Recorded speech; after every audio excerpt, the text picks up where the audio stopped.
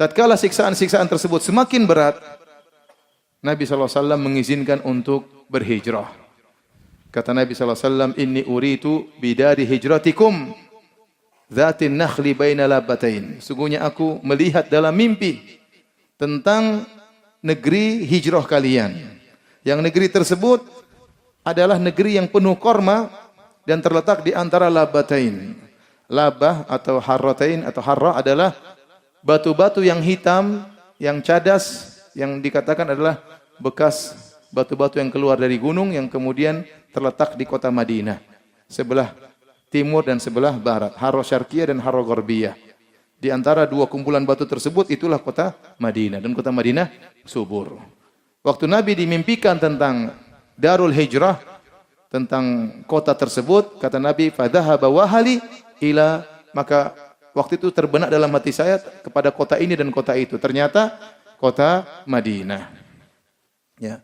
Dalam hadis yang lain kata Nabi SAW, umirtu bi qaryatin ta'kulul qura, yaquluna Yathrib wa hiya al-Madinah. Ya, kata Nabi SAW, aku diperintahkan untuk berhijrah ke suatu negeri, yang negeri tersebut akan memakan negeri-negeri yang lain, yaitu akan mengalahkan negeri-negeri lain, akan menguasai negeri-negeri yang lain. Mereka menyatakan bahwasanya negeri tersebut adalah Yathrib, padahal dia adalah kota Madinah. Nabi tidak setuju penamaan kota Madinah dengan Yathrib, karena Yathrib diambil dari tasrib yang artinya celaan, maknanya jelek. Maka kota Yathrib dirubah menjadi kota Madinah atau Taubah atau Taibah, dinamakan oleh Nabi SAW dengan nama-nama yang indah. Dalam riwayat, "Man arada an yakhruj falyakhruj." Kata Nabi, yang ingin hijrah silakan hijrah. Maka mulailah para sahabat berhijrah. Karena tidak bisa beribadah kepada Allah, terutama setelah paman Nabi Abu Thalib meninggal dunia. Maka tidak ada lagi yang membela Nabi SAW. Orang-orang kafir Quraisy semakin berani, jangankan kepada para sahabat, bahkan berani mengintimidasi Nabi SAW. Apalagi para sahabat. Apalagi para sahabat yang tidak punya kabilah yang kuat.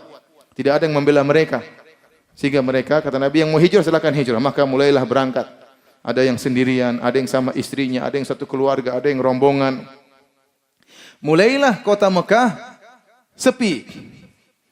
Kota Mekah mungkin dulu penduduknya berapa? Taruhlah 300, 400, entah lebih atau kurang. Nah kalau 100 sudah pergi, sepi atau tidak? Sepi. Orang-orang musyrikin mulai lihat, orang Islam pada kemana? Hilang semua. Harusnya mereka senang tatkala orang-orang Islam pergi. Ya sudah, kita kuasai Mekah. Sudah tidak lagi ganggu-ganggu kita, tidak lagi yang dakwah-dakwah, tidak lagi yang syirik-syirik, sudah enggak ada. Sudah mereka pergi. Harusnya demikian.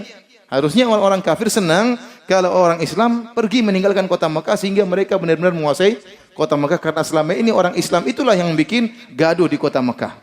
Mengharamkan ini, mengharamkan anu. Tetapi ternyata mereka tidak suka kalau orang-orang Islam hijrah.